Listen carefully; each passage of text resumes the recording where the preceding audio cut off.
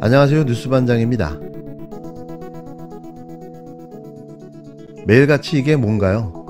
총선을 42일 앞둔 지금 윤석열 정권과 국힘당의 실정을 비판하기도 바쁜데 왜 매일같이 갑툭튀하며 내부 총질을 이렇게 해대는 걸까요? 여태 뭐하다가 말이죠. 현 정부의 실정에 대해 한 번이라도 비판을 해본 적이 있습니까? 지금 이러는 이유를 국민들이 모른다고 생각하는 걸까요? 정말 한심해서 봐줄 수가 없습니다. 왜 이렇게까지 하는지 도무지 납득이 되질 않습니다. 이재명 대표와 최고위원회에 묻고 싶습니다. 정말 이렇게 가면 총선에서 이길 수 있습니까? 당 지도부에 정중하고 간곡하게 요청드립니다. 중구 성동구 갑에 대한 의결사항을 제고해 주십시오. 김대중, 노무현, 문재인 그리고 이재명을 지지했던 마음들을 모두 모아주십시오. 제가 묻고 싶습니다. 왜 이렇게까지 하는지 도무지 납득이 되질 않습니다. 임종석 씨와 고민정 의원, 청와대 비서실 카르텔에게 묻고 싶습니다. 이렇게 가면 총선에 이길 수 있습니까? 요 근래 들어본 자기 주장을 가장한 협박 중 가장 황당하고 어이없는 협박이 나왔습니다. 주장, 아니 요구를 가장한 협박이었는데요. 그의 가짜놈의 실소가 터집니다.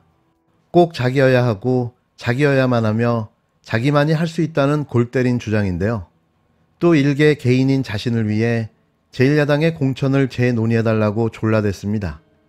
이렇게 말하는 것 자체가 공천을 부정한 사천이며 요청이며 요구이며 더 나아가서는 협박인데요. 이 불가능한 요구를 왜 공식적으로 제기하는 걸까요? 이는 민주당을 흔들어 깽판을 놓겠다는 저희가 아니고서는 쉽게 이해할 수가 없는데요. 이자가 원하는 건 오로지 한 가지입니다.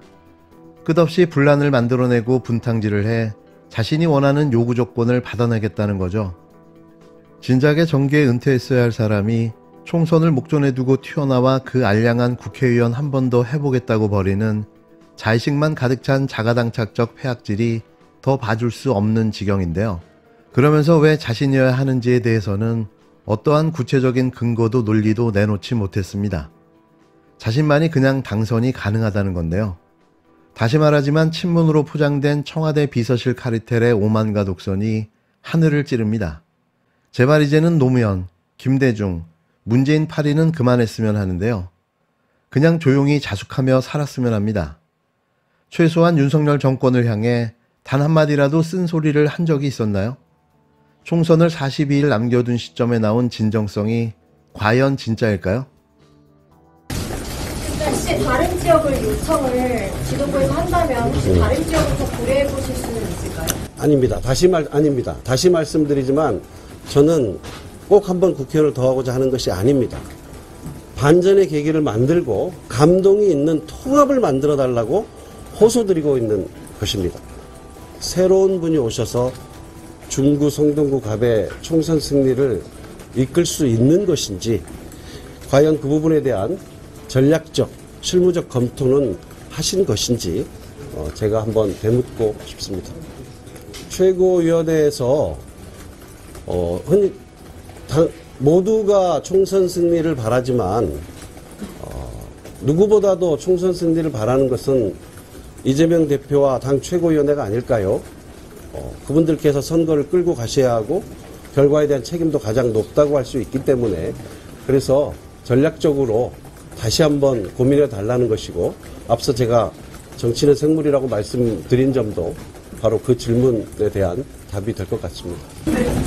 일각에서는 실장님이 나중에 당권에 도전하고 이제 친문 의원님들이 당을 장악할 걸 좀 우려해서 공천에서 배제했다는 이야기가 나오는데 이 부분 어떻게 생각하실까요? 총선이 잘못되면 어찌 보면 모든 것이 끝나는데 과연 이 총선을 패배하고도 더불어민주당이 간판을 유지할 수 있을지조차 알 수 없는데 그게 무슨 지금 의미 있는 이야기겠습니까? 어제 전략공만이 밝힌 앞에 오늘 입장만 시상식까지 혹시 문재인 대통령과 관련해서 얘기를 나누는 겁니까? 그건 뭐 전략선거구에 공천 신청하시고 다른 후보들과 달리 당 결정을 기다리지 않는다는 점에서 죄송합니다. 다시 한 번만. 그 전략선거구에 따라 시장님께서 공천 신청하시고 다른 후보들과 달리 당의 결정에 따르지 않는다 이런 지도부의 의견도 있는데 네. 그 협동성이 없는다는 저는 이 총선을 시작할 때 처음부터 다시 국회의원이 되고자 하는 것이 목적은 아니었습니다. 민생 파탄과 경제 실정 모든 분야에서 대한민국이 후퇴하고 있는 현실을 보면서 윤석열 정부의 폭정을 여기서 멈춰 세워야 한다는 일념으로 시작했습니다. 그리고 저는 이번 선거를 중구 성동구 갑에서 시작하면서 다시는 성동구 당원들의 손을 놓지 않겠다고 약속을 드리면서 시작했습니다. 그는 쏟아지는 질문에 제대로 된 답변을 하나도 내놓지 못했는데요. 가끔 전곡을 찌르는 질문에는 동문서답으로 말을 바꾸며 당황스러워했고 그럴 때마다 그 질문에 그의 속셈이 들통난 게 아닌가 생각됐습니다. 첫 번째 질문, 지도부에서 다른 지역을 요청한다면 다른 지역을 고려해볼 생각이 있는가?